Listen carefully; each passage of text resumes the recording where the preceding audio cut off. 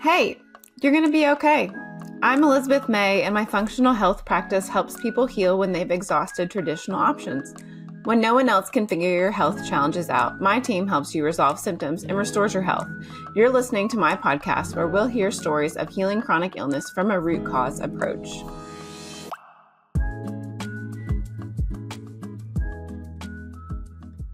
Today, I'm joined by Krista, our lead practitioner and functional nutritionist here at Hey Hey May. We're going to take a minute and talk about emotional blocks to healing. Krista's been working in this industry and supporting individuals as they heal from various health concerns for over 15 years. She's seen lots of people, she's seen lots of our people, and she's definitely seen lots of blocking factors. So we're going to jump right into those today. Thanks for joining me, Krista. I'm excited to kind of get to share with everybody what we see and talk about behind the scenes as practitioners. Thanks for having me. Yeah. Can you tell us maybe just a short version of how you ended up doing this work when you did start in nutrition? What brought you here? Gosh, well, you should have prepared me for that question, Elizabeth. Three is sideways All right right, off the bat. let's start out of you. So do you want me to describe like way back when As or? much as you want to share is like how did you end up doing why do you care about nutrition? Why does a terrain theory matter to you or anything? Well, honestly, it's kind of been my whole entire life. I was, 8 years old, opening up medical books, trying to figure out what makes us sick and how we Mhm. heal. And then my grandmother, who of course has since passed, I actually just came across a letter in a book I kept. She had taken an old book and kept a note of every single toxic, it was a cookbook. And Mhm. then she wrote a note and said, "This woman is stupid. Look at all these ingredients in this toxic cookbook." And it was like hydrogenated oils, things like that. And this Whoa. was probably 30, 40 years ago that she wrote this. Mm, So mm, I grew up around that. And I grew up around, thinking about the different things that are in our environment that can impact us healing. And she also suffered in her 40s an aneurysm and continued to experience strokes. And so I got to see the way that she worked with mindset actually gave mm, her a really, she was functioning really well in the last 40 years of her life, even though that had happened. So she mm, went from kind of after the first aneurysm, kind of acting like an 8-year-old child for many years, and then began to heal herself and a lot of the brain inflammation and things mm, like that. And so I think about her all the time, and I just got done moving. So I just saw that list of ingredients in that cookbook. But that's been as long as I can remember of thinking about how we get sick, what makes us stay sick. mm, I originally, went into getting my degree in transpersonal psychology and then realized we can't heal if we don't have the right ingredients coming into our mm, body to be able to make neurotransmitters and to, bring down the inflammation. So then I went into learning about biochemical nutrition and food, and then looking at pathogens and infections that come in and contribute to, and then back into the nervous system piece because that is so important for all of it. mm, mm. So it really was kind of like watching that chronic awareness, if you will, that your grandmother brought into your sphere through her own like health journey that kind of, I don't know, guided, because I wouldn't say it awoke your curiosity. I know you to be super curious and always learning something, and I'm sure that that was there when you were little. She maybe just kind of like directed that um, curiosity into a, more fulfilling, useful space. Yeah. Oh, mm, Yeah, well before her time too. She was unplugging the toaster back in the 80s because of the EMFs. I don't even know where she heard about it. So, yeah. I honestly kind of love when you share little tidbits about her, even people, that have been in more of this space for a long time and their little habits, because there are things to be learned there, just like there are things to be learned from ancestral healing kind of stuff. And I just think those little practicalities are always fun to hear, but also really helpful as people like adapt to new lifestyle and kind of understand how everything works together. So I know that we work in practice on addressing all parts of the person, but I feel like you do a really great job of digging into the emotional portions with clients. And I kind of just want like you to just shortly expand on like what does that look like for us to explore emotional contribution to illness just in practice? Like, how are you talking through that with clients, or how does that get included into their normal nutritional care and their lab reviews? Like, it seems like it's kind of just a very clinical, do your appointments, but how does the emotional portion combine in that work? Yeah. Well, a lot of people that come to us are looking for really quick and easy fixes. They want to Hmm. find out what's wrong with them instead of what's right with them. And then they want a perfect supplement or a perfect protocol, and they want to go on their way. Mm, And for a lot of our younger children, where I mean, they have that innocence to them, they heal really quickly without having mm, to do a lot of work on the nervous system. For mhm, our adults, we have to ask about, how did they get there? How did they get this way? Why did that pathogen come in and decide to make a home? What's going on in their environment or in their life that's dysregulated their immune system and consequently then their nervous system as well, since they're so interconnected. And so I really have to back people up and say, how did we get here? Because it didn't just happen. So let's go back 20 years and look at that timeline. Did you go through a divorce? Did you go through a breakup? Were you living in mold? mm, Were you not sleeping? At what point did you leave your body and allow other things to start to kind of inhabit or that space? So, hmm. I think it's so helpful that we talk about even what is nervous system work because it's buzzy right now. Like there's so many people teaching somatics, and if you just rewire your nervous system, then all your sickness can go away. And on some level, that's like semi-true, but the nervous system is your brain, your spinal cord, and then the nerves that branch out from there and really send direction to the rest of your body, and then also take sensory and other input in from the outside world and send that back to your brain. So, of course, your brain is an organ. It's part of the body, even though we've kind of been taught in our siloed medical system to think of it as like it's just dealt with in psychiatry or brain surgery. Those are kind of your two categories, but truly the nervous system does inform all of the other systems and the way that they function. And then also it helps that sensory input. We talk about mold, for example. The brain and the nervous system helps to survey that mold threat that's ongoing. So there can be multiple layers of the way that nervous system or brain and nerves are involved in healing. You talk a lot about the importance of someone finding their why and like why getting clear on what they actually want can propel them or limit them in their healing. Can you talk more about that?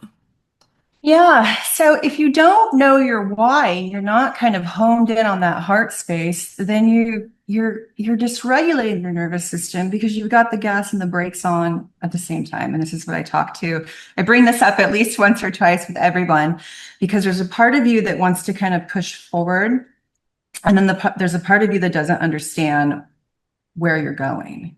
And Hmm. then we have all of these other thoughts that are coming in. A lot of people come to us and they go, well, I really want to heal, but I'm not willing to stop eating these foods. Hmm. And I'm Hmm. not willing to get out of mold. And Hmm. actually, I'm not willing to look at my house at all. So Hmm. we have Hmm. to really think about why it is we're here. Like, do we want to protect ourselves from getting cancer? Do we want to be able to go play with our grandchildren? Do we want to wake up in the morning and have a bunch, be full of energy or start to rekindle our marriage, whatever it is. We have to Hmm. kind of see what parts of our lives are being limited because we don't feel well. And can we then have a wholehearted yes to that so that we can then make the decisions that we need to make to actually heal? So a lot of times we just kind of, especially with Instagram and social media, there's all these new cleanses and there's the next best thing. Hmm. And so I kind of encourage people to stop reaching all the time. Hmm. So we can reach a little bit to get the care we need, but we've got to really go inside and figure out what it is and why it is that we're here wanting to do this work. Yeah, I think you do a really good job of like pushing our clients to realize that like one, they've selected a safe care space, and so they're in a place now where they are investing in someone taking care of them and doing the mental management and the learning and the coordination of all the steps, but that's also there for them so that they can rest in care, that they can do the emotional work of figuring out like why are they here because they need that to motivate them. And they can also be like, I don't know, like guard down. Like when you're researching all the time and trying to figure out what's wrong with you, if you will, and how to get it better, you're on the offense and you're very activated. Your nervous system is overactivated. It's looking, freaking out, wondering, double checking everything. And I think you do a good job of reminding people that like once you've committed to a obviously wise and safe care team who's going to care for you well, you kind of got to let the guard down and you got to identify your why and do the emotional work and think about where you want to go. Um, and then let the process kind of take you because as much as it's like a clinical process, it's definitely an emotional process just the same, and you can't do the clinical process and not do the emotional process, or only do an emotional process and not deal with the clinical portions of the body that are struggling. Like both have to be there. And I think you do a great job too of helping clients when resistance comes up. And I want to talk a little bit about how do we see resistance showing up in chronic illness, and how can people start to look at their own resistance and know maybe that that's an invitation to the next step and not just a place where they're being fearful. Because sometimes resistance can feel like that, like, oh, I'm not sure I want to work with that person. Maybe that's my sign. But real often resistance is more of an invitation. And how do we see that in clients and in care? Well, I think that there can be secondary gains to having certain health conditions. This is kind of when you're working on the health piece, it's sort of a love affair back to yourself. Mm, So you got to be figuring out, do you feel safe in your body? Um, and then the secondary gain piece, if I wasn't sick, then what would happen? What would mm. my life be like if I wasn't worrying? So we're always hanging out here. I kind of wish that when people worked with us, they would just get off of Instagram and Facebook and just Yes. have to be a season of stopping. And even when we Mhm. go over the protocols and we're going, I have a certain way of talking about it, but I'm like, well, take this and take this and take this. But I want you to be doing it from that place of receiving. We Mm, don't want to do this kind of perfect, but we kind of don't want to be worried about doing it perfectly too, but we mhm, want to. So we want, it needs to be, we've got to be focused on having our nervous system relaxed throughout the whole process. This is a saying yes to ourself process. And in fact, I actually forgot to schedule a message recently with a client and it went out to her, which was definitely past her bedtime. mm. And she responded. And I went, no, if I message you, do not ever, you should not be looking at this at Mm, night. mhm, No, we put it aside. And every effort, we're going to make the decision. Every chance we get, this is a point where we just keep saying no to ourselves. When we're not doing what's in the best interest of our body, we cancel that thought and we say no and we move on. mm, So it's more than just addressing mold. It's more than just addressing Lyme. It really is a return to self. And so mhm, that's why I kind of call it this like inner lover, love affair kind of thing where we're moving back into really honing in on what our body needs to heal. And this will last for, decades beyond even the work that we do together, because that's the mhm, practice of mhm. stopping.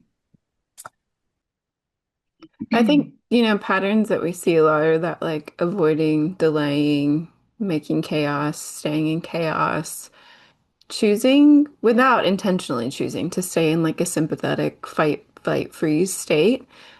And that can be like the total theme of the resistance. Like we choose to continue in like doubting our care, or we choose to continue in looking for another supplement or digging deeper into Instagram. And I think our listeners know I'm a big fan of education, and we all the time are recommending books. Like, if you want to learn about this thing that we're learning about, you have video teaching that we've designed, but also we can read a book. Like, we don't have to deep dive and continue the chaotic, overstimulated, freak out learning on Instagram. We can actually choose to learn about what we need. But can you kind of like walk through a little bit more for us of like how do our thoughts play into the healing? And how do we like practically practice this intentional thinking so we do leave care with like new patterns and we don't leave with this like mental chaos cycle we put ourselves into when we have been like chronically ill?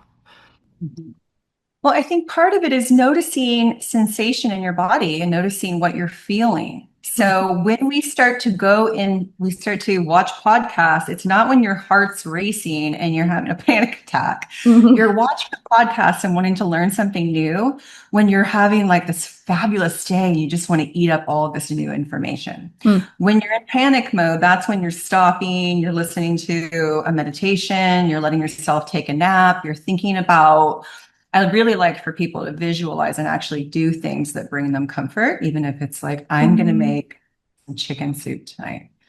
This is what it mhm, smells like. This is what it tastes like. So we have, the roses outside. Go and look at them and do things that really put you back into that parasympathetic. So people, again, with social media and all of that, we're spinning out here. And so we want to really start to notice what's happening throughout the day. And if we start to do that, we'll notice that our thoughts, we are always on that verge of we're in fight or flight all day long. mm, We're just in that 911 emergency mode. So we really have to start to parent ourselves and monitor ourselves. And when we notice that we're staying in that stress response or that we're feeling that vibration and anxiety and fear, we hold ourselves and we just slow ourselves down and we comfort ourselves the same way we would with our children. mm, So we want to give that to ourselves too.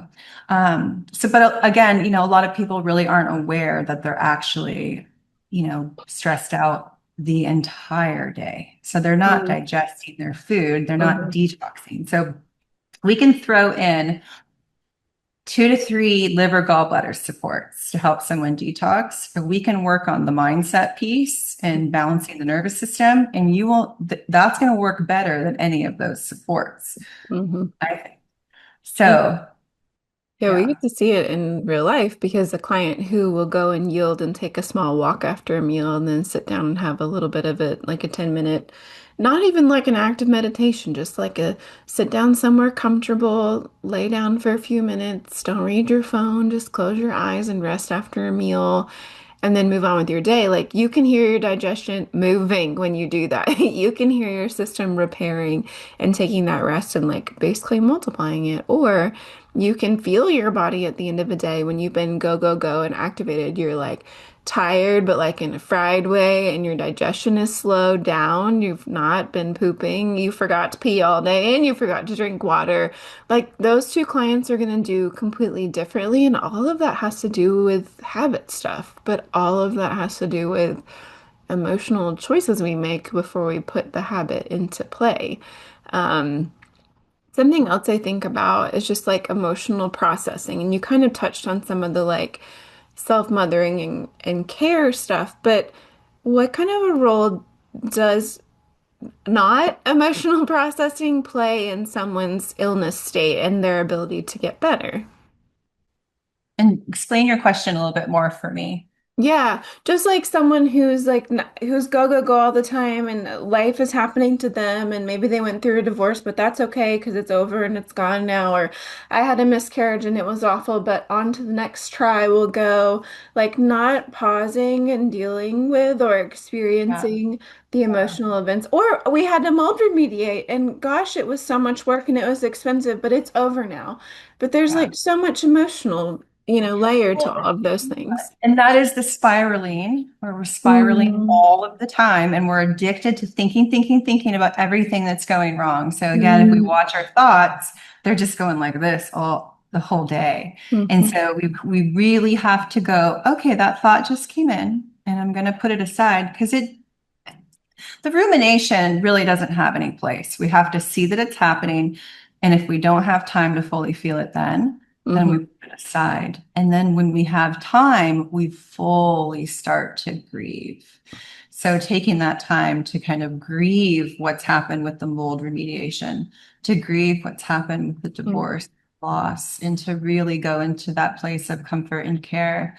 But we'll spiral if we can. We just do, mhm, and again, I'm just like, I can't help but feel like with us being, in front of our computers and phones all the time, we're not walking down to the well to bring the water up and planting our vegetables and really getting a chance to slow down and get our feet in the soil. So we're just spinning all the time. So mhm. there needs to be a chance to fully feel what's happening for us too. big or small, anything that's moving through you, give yourself a chance to grieve. And because we eat, whether it's through breath or tears, it's got to come out of the body. Quick break. If you've been curious about homeopathy, this is your sign to try it. At Hey Hey Homeopathics, we've created liquid remedies for everything from sleep and skin to digestion and beyond. Safe, gentle, and designed for real life.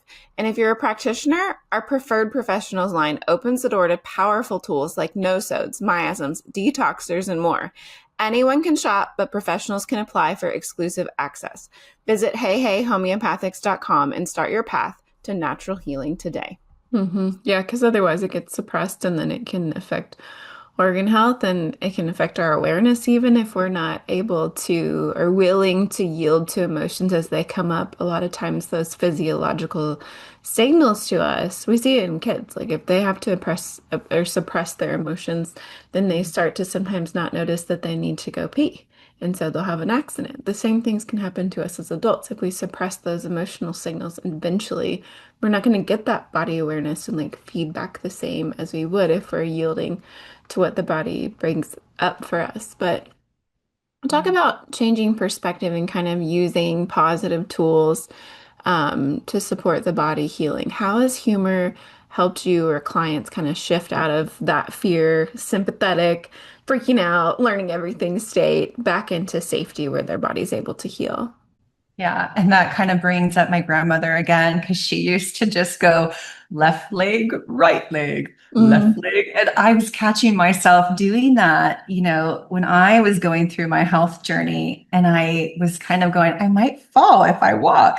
And so mm, I was cracking up, left leg, right leg, and just thinking, and she would giggle the whole time she did it and had just such a ball with all the little, because she would laugh at herself and just how kind of mhm. funny it is. But um, even, people with peripheral neuropathy and their legs are falling asleep, it's not helping you to freak out. Yeah. It will pass, it will go. There are so many reasons why that can happen, mold being a big one. Um, but, oh, my funny leg, geez, it's not working right now. It's asleep again. Oh my Mm, goodness, my goofy leg. I wonder if you'll wake up later because I got stuff to do. And we have to kind of reorient the way that we're looking at our body and just be very curious and open to it because we did decide to have this human existence. We're in this human body. It might not work the way we want it to all the time. So we just embrace the fact that we're here and really focus on gratitude, which is a whole nother topic, but gratitude is big too. Really being thankful for what we do have in our life, the warm bowl of soup that we'll have later, or the little bit of coffee we get in the morning, or that warm blanket, or that flower blooming outside the window, things like that. We really want to be focused on that what we're thankful for. And our body will shift out of that state. So I've had people in flares, more of my empath people, where someone just looked at them and smiled and their flare went away. Right. mm, So mhm. That petting and puppy. co-regulation. Yeah, things like that.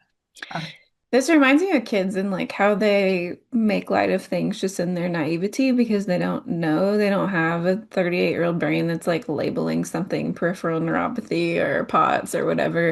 It reminds me of a little kid client I had that would faint due to her POTS, and she would say to her friends, like, I just fell asleep standing up again. And I'm like, but she earnestly at age 9, like, believed that's what happened. And that's just like she fell asleep and then up she was. And her teachers are there, like, are you okay? And the ability to kind of like as an adult like you can understand and know and connect that your symptoms are related to something. Hopefully at some point you get that grace to figure that out, but also like you can have that childlike innocence and like know at the same time that you have POTS and maybe you're going to pass out or maybe you're going to have heat intolerance and there will be scary moments. And also it's just the POTS. Like, it's probably not going to kill you. It can't really take you down forever. Like, we have to make light of those things. And a childlike mentality, I think, can be helpful in that, which I think, too, they do a great job of like, I've not very often heard a kid say, like, I can't heal or I'm just going to be sick like this forever. Like, that doesn't come out of them, but it so often does. Our adults and I just love for you to talk about like why is it important to kind of avoid those belief issues of like I'm just sick, like I've always been sick, I can't heal, whatever it may be. Yeah. And again, like not to minimize how terrifying those symptoms are, because Mm-hmm. I can, say for myself, I've definitely spent years going into absolute utter panic, but you just can't do that to yourself. Yeah. And we hear a lot about mast cells all the time. So, when they receive information that they're in danger, they will just break open and spill their contents with, inflammatory cytokines. Histamine's the big one too. So Mm-hmm. this isn't that we're saying that these symptoms aren't terrifying, but in Mm-hmm. order to calm what's happening, we really have to like have that humor piece and be able to get our body back into parasympathetic. And that happens with like the goofiness and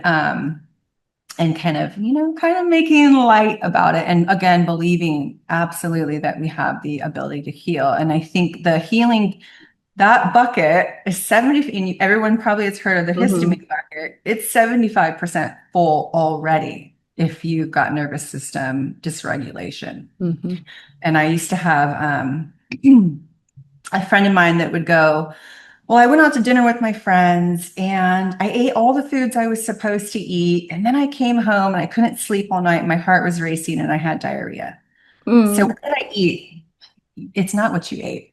It's that you went out to dinner with your friends and you're talking over each other and your heart's racing the whole time and you're going to bed past your bedtime and your nervous system's dysregulated and you have some Bartonella infection in the background too that's probably making you less resilient to the noise in that restaurant. And then you're coming home and all of a sudden you've got all this inflammatory, cascade going on or histamine.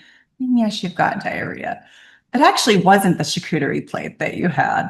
You Mm-hmm. know, well, I Mm-hmm. had it that weekend. And I was totally fine. And I go, yeah, but the situation's different. That's a 75% bucket, full bucket, and then you went out to eat. So if we don't start to work with the nervous system, we're going to start to notice ourselves reacting. It's going to be really hard to figure out what's triggering you. Not for us, because I can see it, but Mm-hmm. people will chase foods because they're Mm-hmm. missing the nervous system piece. So that's kind of a kind of with that bucket that we're looking at, the stress, 75% full already if that stress is coming big. So And then it's the you way. eat room. Yeah, it's the way all those things interact. Like you said, the Bartonella creates an example, auditory sensitivity. So if you go into a loud restaurant where there's all these different noises and different levels of volume, and then there's also just this baseline irritation going on in the auditory nerve, that is so much more stressful for the person with Bartonella than it is for a person with a healthy body, or even a person who just has some run-of-the-mill seasonal allergies. Like the bucket idea really is different for everyone, but the chronically ill, if you're already starting yourself at some particular place, like already full, and over time, like we work to untangle that and remove those things.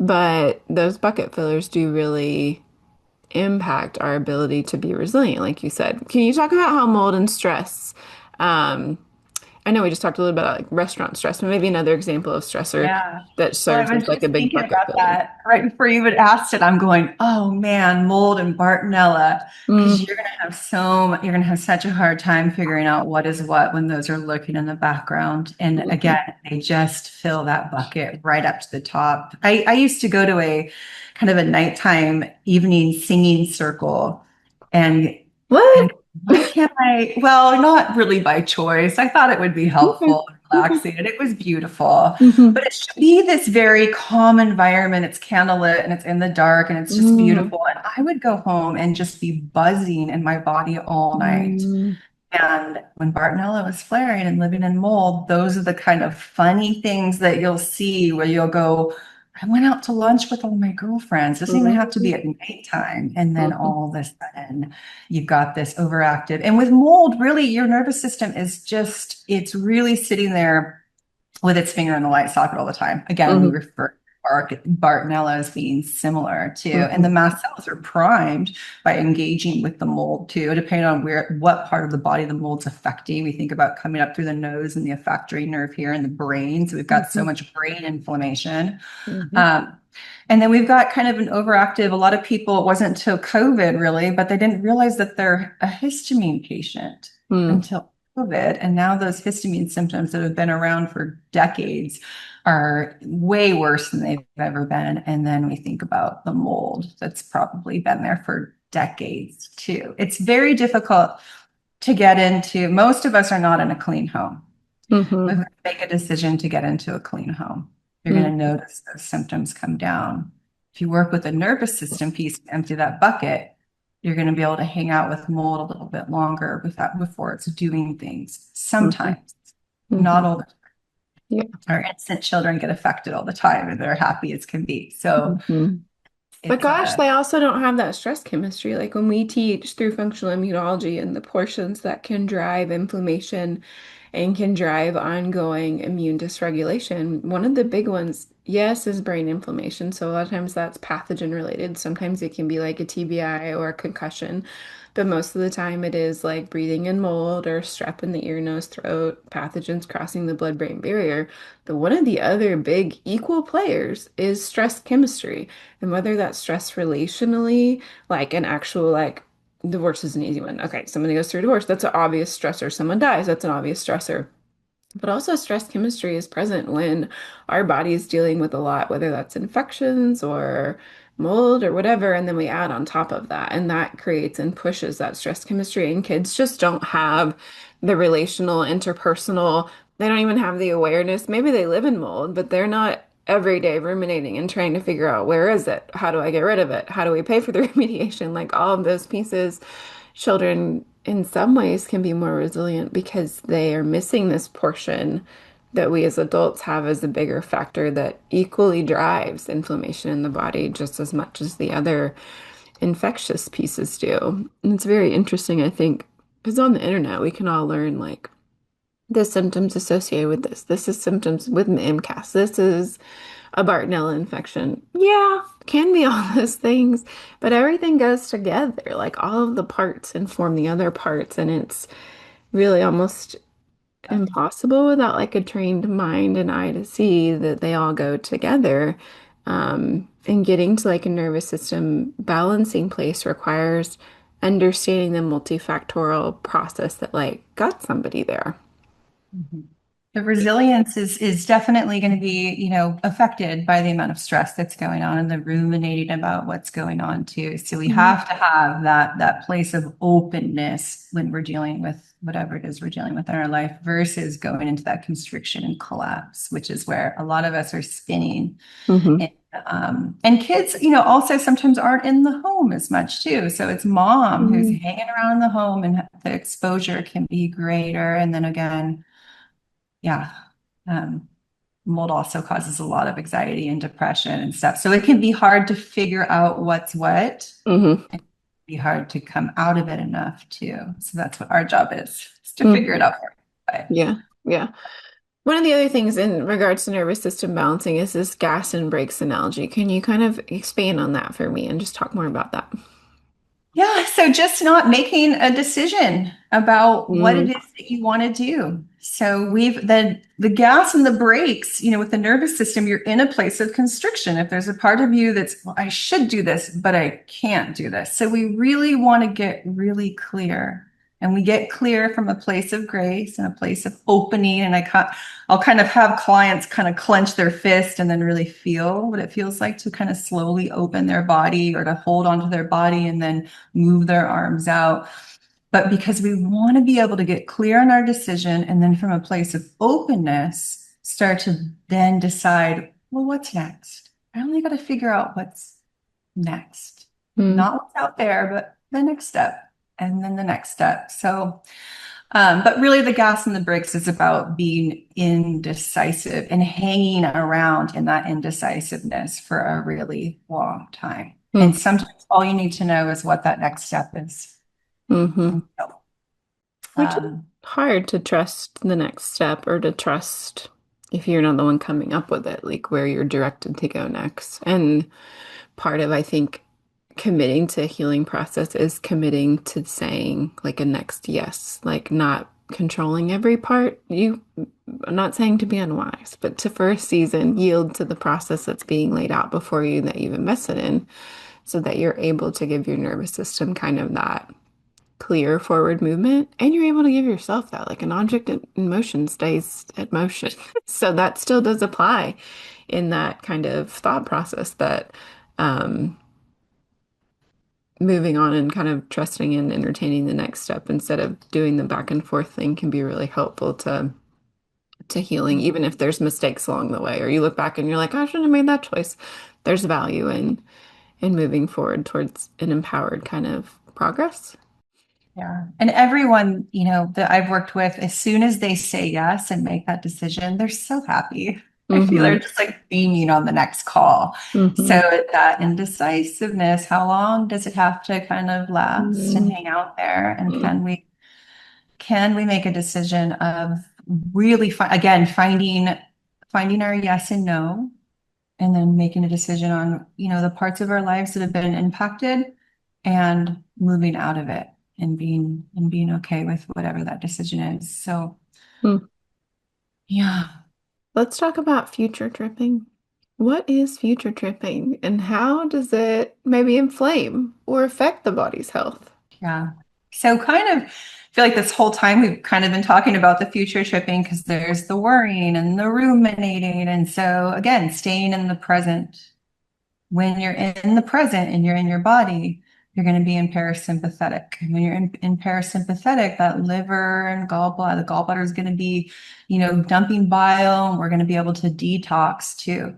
And so that was really, really important that, especially if we're doing this work, if we're going to be detoxing and we're going to be spitting out in the future, we're not detoxing. We're not clearing things. We're not clearing mold. We're not Mm. clearing toxins. It's not the way that we should be. We're probably not breaking down our foods either. We need to be in the parasympathetic to break down our foods.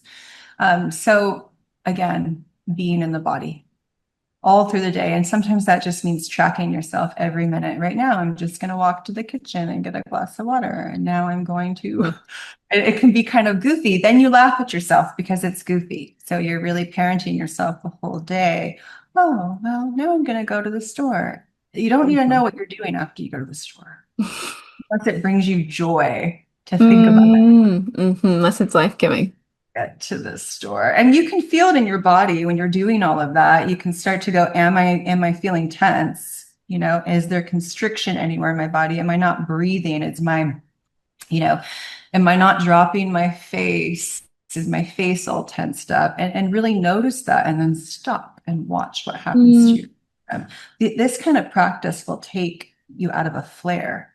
And Mm-hmm. then do it enough, you're going to end up having a lot of health available to you, even if you're in an environment where there's more toxic exposure than we want to see, or you're dealing with chronic infections too. So they're opportunistic, right? There's an opportunity for them to take hold. Mm-hmm. So, Yeah, it reminds me too of when people are in care and like I think in the beginning of care, you want to get to know your care team and provider and get to know what their process is and absolutely ask clarifying questions and are you going to look at these things and whatever your concerns may be and then validating that they're good at their work, that they get people better.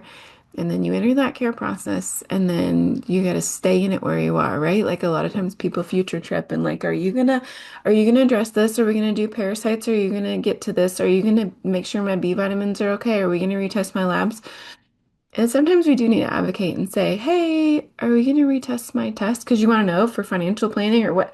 But it's got to be like a one hit, tiny question, not something that you hang on for a long time. Because that, like, what's next? What's next? Have we thought about this? Like, that's the same thing. And it's still another version of future tripping that can trigger that inflammatory chemistry and be a blocking factor when it comes to healing. And it's something maybe it can be good natured and have a good hope or outcome, that we're after, but also it's still the same thing to our nervous system that we're really like pushing too hard emotionally and thinking in that way.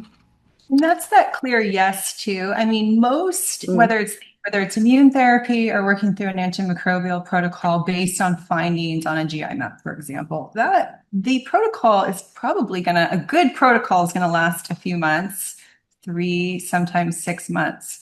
So that's where finding that yes, I'm doing this. I'm eating this way, so I'm not going to feed pathogens. I'm not going to feed inflammation. And just having a yes to that. Let's not waste time mm, being flip-floppy about it all the whole way through or going mm, out here and asking what's next because mm, we go deep enough in that protocol and we really do it and we hold the diet where it needs to be and we hold the nervous system where it needs to be instead of wondering what's happening next.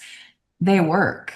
They mhm. work well. So, yeah. And it's that work that gets you freedom from the diet, that gets you freedom from the supplementation and freedom from like the everyday habits of having to do the rewiring because there is an end point. Like when you get those things in place and the immune system is able to rebalance and your nervous system relaxes and finds a new safe set point and there's not constant pathogen load or there's not constant mold exposure, there does come an end to the season of healing. And that part's just as important to remember as the opposite of a blocking factor, that like there's hope of something coming to a close here. Like you may not have to do this forever, likely you will not. If you put in a full effort and do it well and do it confidently and with hope and like kind of from a trusting place. But that's hard to do. And it's hard to do when you maybe don't have an example or you can't see someone who's gone through exactly what you have and is exactly where you want to be or whatever, but it is possible and that piece is important. Something else we talk about a lot is just people pleasing and just Mhm. kind of the way that people pleasing and poor boundaries or weak boundaries or those things all go together, how they keep us unwell. Can you kind of talk more about that portion? Yeah. Well, again, it's another place of leaving our body. Again, we're hanging out here and we're not in our body. We're not inhabiting ourselves. And so the same goes with kind of, if we're also dealing with infections and then we're out here helping other people and not being able to rest and tune into our own cues, the body starts to it's the same with like, how did we get this way? Did my life of people pleasing create this ongoing inflammation for me and create this disconnect? And so this again is that return to the inner lover and the return to saying yes to our boundaries and return to saying yes to our needs to get the nervous system to stay safe. So if you're people pleasing, you're probably still in fight or flight all the time. Mm. I've got to get back to this person right now. It's 10 o'clock and I should be in bed. So still the same story over and over and over again. And I really believe that, why might this have happened? What parts of my spirit or my soul are calling me back? So, how is having Lyme helping me return to myself? How is living Mm. in mold helping me return to myself? As hard as these things can be, Like what what lessons are there being what taught to parts are us? missing? Mhm. Yeah, and also, when we hit that rock bottom, what's the worst thing that's going to happen? It's not because you have yourself. So Yeah. if you get that relationship here instead of out here with all these people, you're going to really understand that you've got everything you need. You've met yourself in a way that you haven't been able to meet yourself.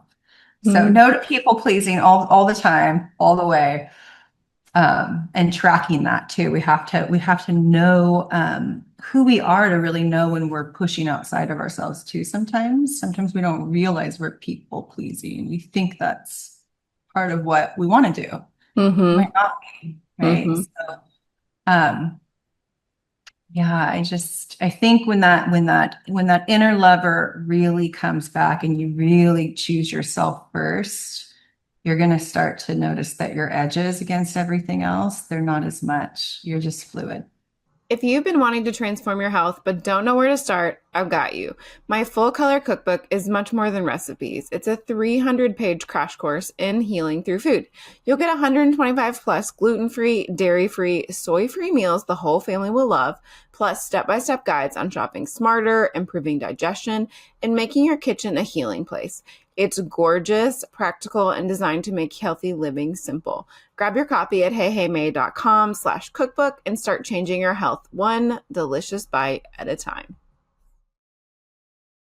Mm-hmm. Yeah, I think the people pleasing when we don't realize that we're people pleasing is a big one because it does become, we see clients where it's like their way of life and they're happy in that. And day to day, they probably do experience some level of relative happiness, people pleasing and staying at peace with others because it avoids conflict, all sorts of things. But ultimately, the body is not really so interested in that because there's suppression there going on. There's suppression of self-care and self-love when we choose to please others above what our body really needs and wants. And I think this kind of segues well into the chronic symptoms discussion and how do we think about chronic symptoms and how you encourage clients to think about them as messages. Like, what is my anxiety trying to tell me biologically? Or what is this shortness of breath trying to communicate to me? As opposed to saying, I have anxiety. I have shortness of breath. Like, talk a little bit more about seeing those symptoms as messages from the body that can provoke some curiosity. Well, and sometimes they're easy messages too, like you haven't eaten. You have anxiety. You didn't eat breakfast. You just had a cup of coffee and your blood sugar is spiking and dropping. And so, your body's releasing adrenaline and trying, all of that. So very simple things like being hungry. Also, being dehydrated. Sometimes we have clients that get a lot of anxiety and really they just need to be drinking some water. I'm tired, another thing. So just paying attention to those really simple cues. Your body is telling you something very real. It doesn't have to be this very scary thing. So if we just hone back in on what's really going on and listen, you're probably going to get some very basic information from your body on what it needs a little bit of protein. It needs to be able, if you're not breathing, why isn't it breathing? Maybe you're in a house where there's, different toxins. It's not wanting to breathe because it's not safe to breathe. And that the mold anxiety piece is so huge all of the time. Those mast cells, when they're in an environment where there's mold and they're going to start dumping histamine, you're going to have anxiety all the time. You're going to have your heart racing. Other people have ear, nose, throat symptoms and shortness of breath. So do think of the environment too. You walk into a room or you walk into a thrift store full of old books as an example, and all of a sudden you're having a panic attack. Like, pay attention to the environment and what your body's showing you. And that kind of will tell you kind of how your body likes to show you things too. Because different people are going to get different reactions to different things. But a lot of people, I see the blood sugar thing the most. And so have you eaten? So it's a really big one, especially for our kids too. They need to be eating and making sure they're getting that protein every few hours and some fats and things like that. Mm. Yeah.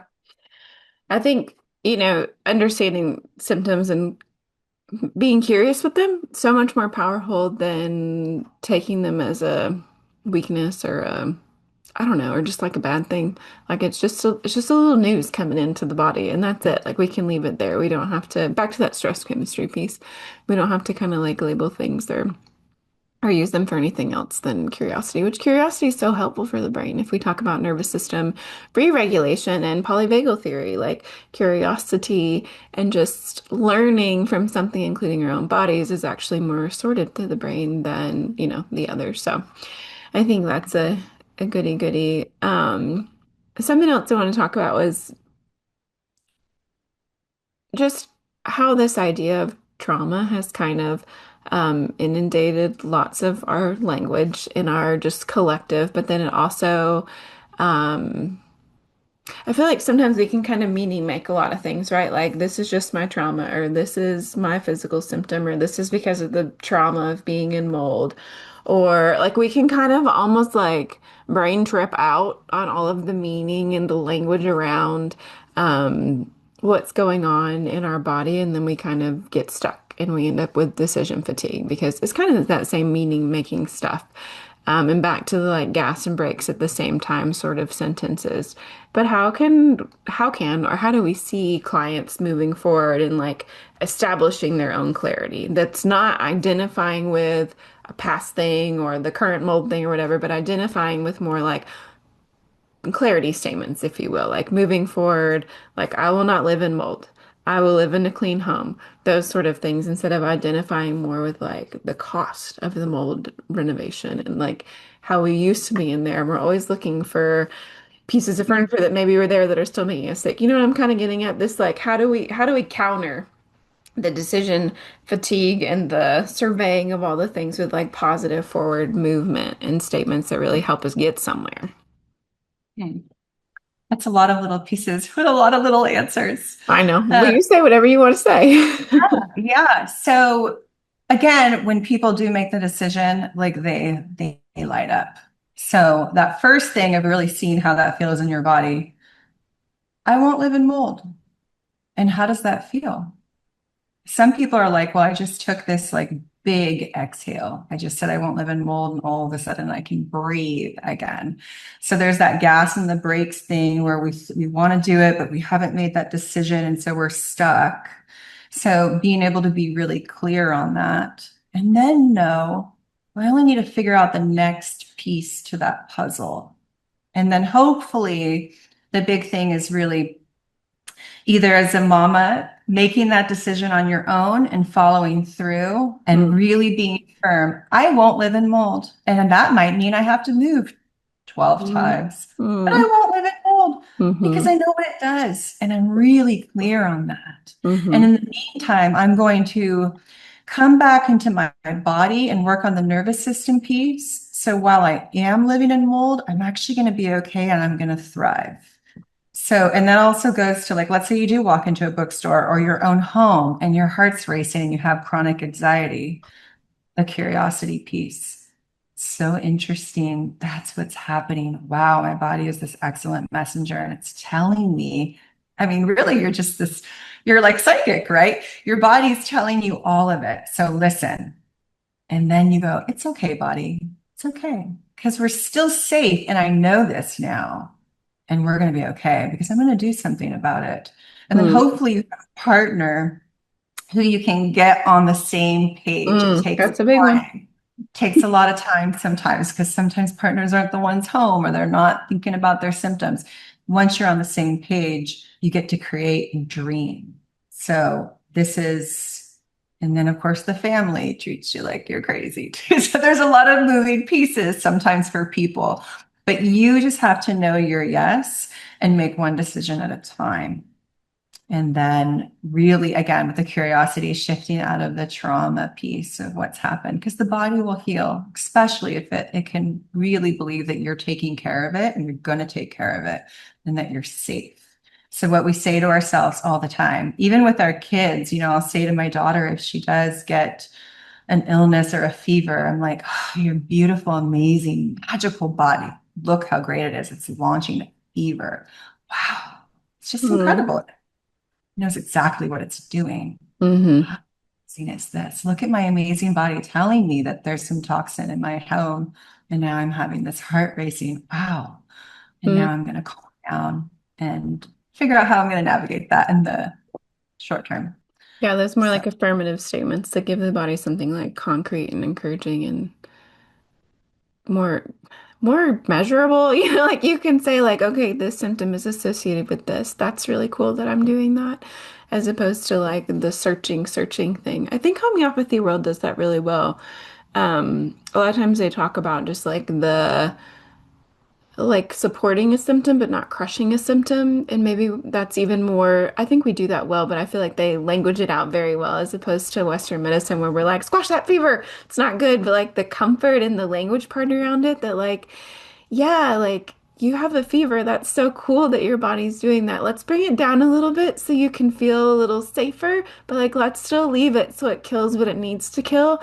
And then just like they're always talking about conversation around all of the symptoms that come up as part of like the treatment plan, basically. And that's really the same thing, but you're teaching and expanding it even bigger. And I think that part really does move the needle for clients, especially when they've been in a chronic either illness situation or chronic exposure or whatever it may be. That flip of the script that's really forward thinking and hopeful and affirming of the body's role is so life-giving. Well, and the thing Um, is, it works. mm-hmm, All of these things we're talking about, they work. So it's kind of mm-hmm, like I'm saying all these things and I'm being really repetitive, but it works. I know it works. I've seen it work with many, many people. And so it works. And so that's kind of the reason for like giving these tools. Like if you do them, your world's going to change. Your whole world is going to change. You're going to start to see your illness as the one thing that led you back to yourself. That's the whole thing of how did I get here? mm-hmm, So we've got to work with that piece. And so this is, yeah, little baby steps with the mindset piece and how we deal with the world, but it works. There's your 75% full bucket now lowered to 25%. Now you can put in a couple foods you didn't normally, eat or mm. you want to eat. Now you can hang around a little bit of mold if you haven't reached your yes or no about that. That You part's know, really empowering though, to think about like how thoughts, even like when someone's in the difficult part of healing, can really change your capacity like now. Like if you're able to take off the table that stressful brain ruminating, unhealthy mental trash habits, you really can open up space in that bucket before you've made it super far down into your protocol and stuff. Um, and that part, we don't, as a holistic community. That part is not, I don't think, clearly articulated enough because it is really powerful. And the clients who think I'm getting better and look for ways to do that, we watch them get better faster because of the role their brain plays in taking out of that stress bucket by just being a positive thinker, basically, is really what it kind of comes down to. But switching gears real quick as we move to wrapping up, some other practical, like maybe more obvious blocking factors for our clients or families when it comes to food, talking about boundaries and how do they matter a lot for families and how they set boundaries around food and how they hold those boundaries. What does that look like as a blocking factor and then as something that helps them heal? I really just tell everyone, like, please get the foods you don't want your kids begging you for out of the home. Yes. Like, let's do what's easy. Let's, Hmm. because so many, and there's so many pieces to it too. We have kids with chronic infections, chronic fungal overgrowths, and their body's literally going, give me this food, feed me. I want the bacteria, the yeast, the fungal. It's wanting to proliferate. It's aching. So some of these kids, like, they can't help it, or they've got histamine issues and they've got reflux and it's triggering hunger pangs and they're always hungry. And then they're reaching toward these foods. So there's many different pieces, and there's the brain piece where the kids are needing, they're just craving the sugar, and adults too. Just get the foods out of the house. Hmm. It's really, really that simple. As everyone starts to heal, you're going to be able to have some of these foods back in the home without your kids sliding the chair up to the counter at 2 in the morning and trying to sneak them. So there's no point Mm. in fighting. We have to be really clear as parents about what's in the home and what's not in the home. Dad can go hide his big loaf of bread and Oreos in the trunk of his car, and nobody has to know what he's going outside to do. Hmm. So if dad comes in crabby after eating that, hold of our ball game. So, but we really, and bring things in that like kids love making different teas and infusions and yummy stuff, sun tea during the warmer months, of course. Mm. There's other things that you can do that are fun. Get really good at cooking with your kids. Hmm. Have a whole drawer in the fridge of stuff that they can just eat freely, cut up celery and carrots and radishes and hummus. And it depends on what your kid's overdoing too. I've had kids eat a whole Costco thing of hummus in like one sitting. So we have to kind of pay attention to that. And but it's a hard no for me. We're stressing ourselves out by fighting with our children. So why do it? Why? You get to And decide what's in the house. And a hard no, it's also something we can use with our children. Just saying, no, we're not having that. Would you like this or would you like that? Two good options, and we move forward. Like the word no is good and fine and so helpful for them to know and learn in all ways. And I think we kind of shy away from that sometimes with food because it could create this, that, and the other thing, but also not saying no is creating physical symptom load and ill health. And that far for me trumps any kind of maybe psychological effect that will happen by avoiding saying no, which I think sometimes we have poor relationships with food as adults and poor relationships with food boundaries, and it's easy for those to interact with our children, of course, but then it becomes tricky when it's interacting with their health. So I think that saying no and keeping things out and having clear boundaries there is good work. Like when you look at the end product, it's a good, healthy choice, even if it feels restrictive or otherwise when you're doing it. Well, that's why I say get the foods out of the house because that hard no might turn into your kid chasing you out the door as you run for your life because you won't stop asking.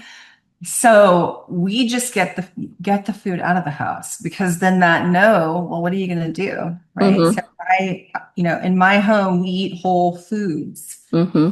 protein, veggies. There isn't packaged foods in our house. There's probably a few cans of beans. I want to say there might be some vermicelli noodles or something. Hmm. That's it. Hmm. Now, not everyone has to be that crazy, but that's my rule. We have whole foods in the home. Hmm. We have some fruits and things like that. That's our treat. Um, so get clear on what your rule is for your home because your kids are only going to be in there, you're in your house for so long, and then they can do whatever they want. Hmm. So And yeah. it's a good segue into the question of like, what's this actually costing you? Because by keeping foods in our house that are not healthy, that don't bring health and life to our children in our own bodies, you can talk with an older child about why do we do that? Because when we keep these whole foods in our home, all of us are much less sick, which costs us much less money in seeking medical care and paying for medicines and visiting the doctor.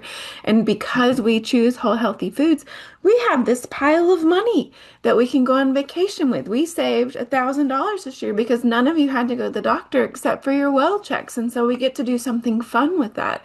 There can be meaning and learning outside of the no to connect. And like ultimately, our responsibility is to our children to train them and to teach them so that when they go their own way, they can live healthy lives. And that portion of things is just as important as the no for them to understand like if we keep at the sugar thing and the junky food thing, it actually costs us more money because it's more expensive to buy those things, but also it's costing us this wad of money that we have to spend on healthcare or missing your soccer games because you're sick or all those sorts of things. So Missing school and having to stay home from yeah. work. And Hmm. in the weekends when you go out on it, like if we go out, I mean, almost every weekend we go out and we have a fun meal. And Hmm.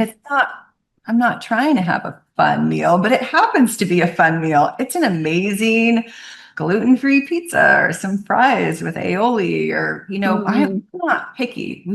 So inside the home, we keep it really dialed in.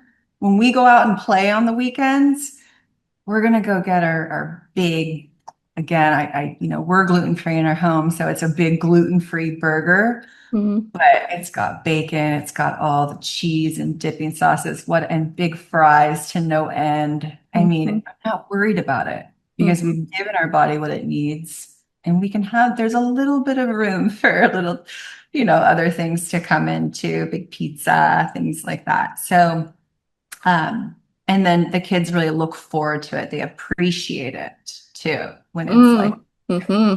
Saturday night, we're going to go out and get some good gluten-free pizza.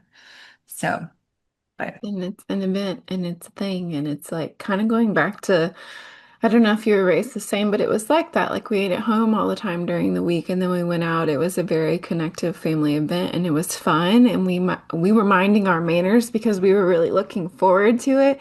And it was an experience that really like was a thing we did as a family that like kind of bound us together. Like you could always rely on either on Friday night we're going to get pizza or Saturday we're going to go out to dinner and you have that to look forward to. And then during the week, the routine also of eating at home and eating predictable, healthy things has its own value with our children for them to have and know that they'll be cared for well, that they'll be fed well. They're not going to have blood sugar crashes and hangry moods because they had just a half a Pop-Tart before school or, like that consistency can create resiliency in family connection and resiliency and mood too. And that is also really, really valuable. But we'll tie up with something you ask clients, and I kind of talked about it a bit, is like, what's this actually costing you? Why is this question so pivotal in creating change or getting us unblocked? What's it's actually costing you? Yeah.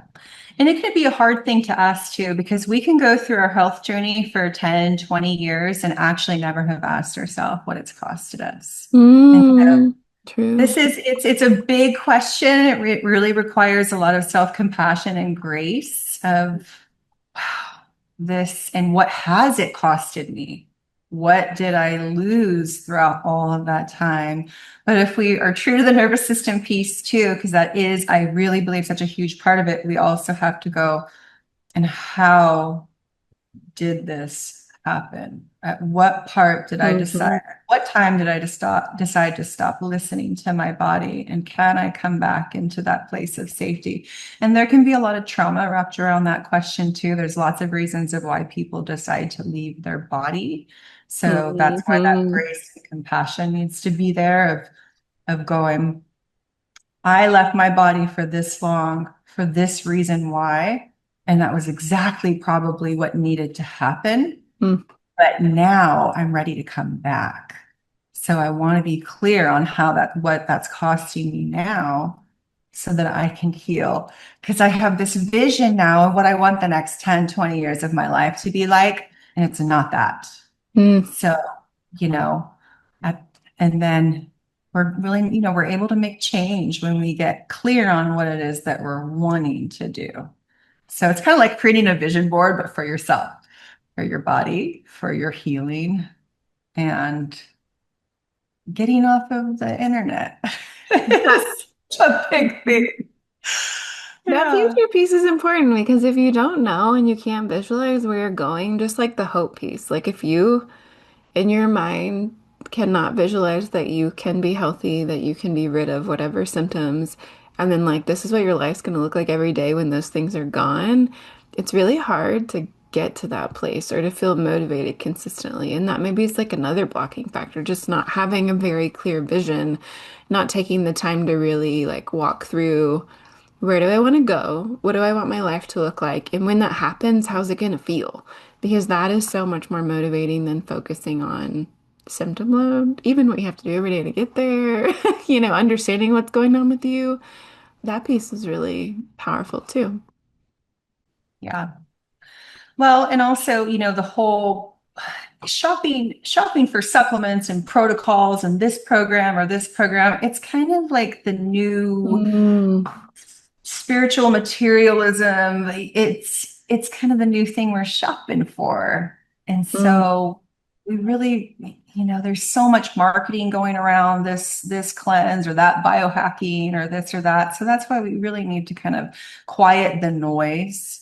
mm, Your body has all of the answers. Let's mm, get some data to see what's actually happening. And then let's move through what we do know and leave mm-hmm, it at that. mm-hmm. Really, really quiet all the noise down.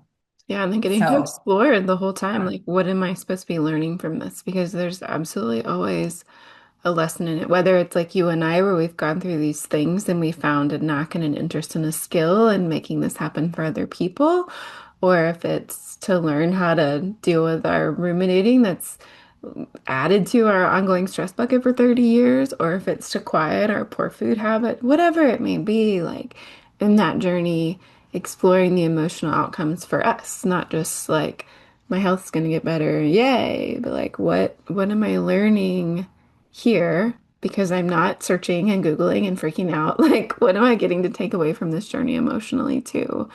Is really, I think it's more important when you've been chronically ill because there's components that have kept you sick, and learning those pieces really makes a huge difference if we're willing to look at them.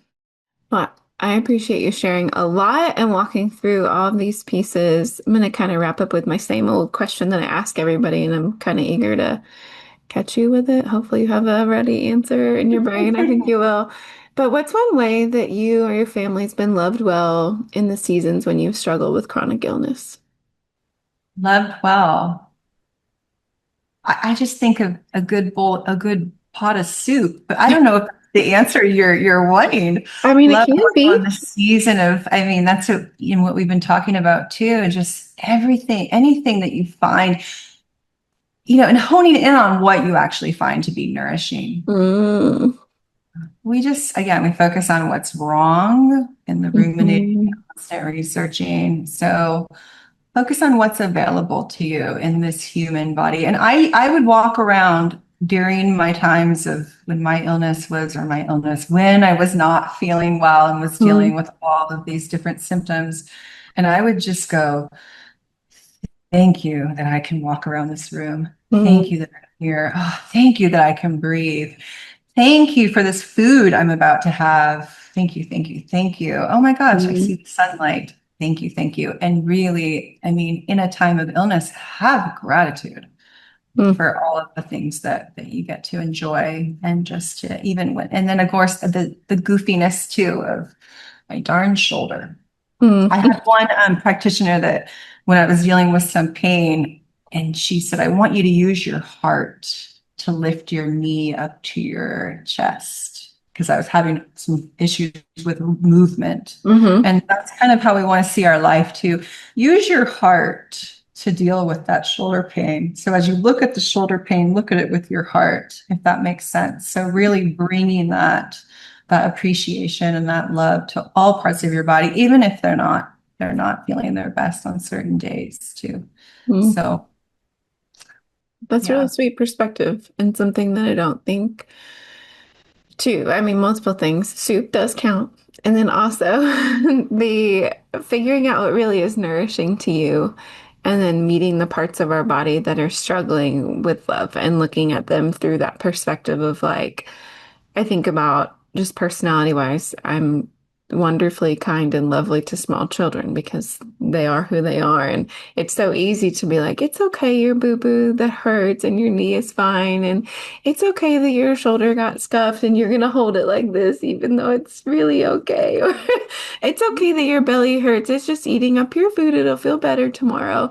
Like that sort of loving kindness towards ourselves and simplifying what's going on for our brains. Like, it's okay that your shoulder's hurting right now. It'll be strong again and do its work again because that does like renew that neuroplasticity around the injury, puts you in a better place, and then moves from a place of love instead of a place of that negative fixation because that is what we're prone to. And for some of us, that's a blocking factor that we have to weed out. And for You some don't of us, always it's have to like, use your brain. Yeah. hmm. Oh, we You can't. You know.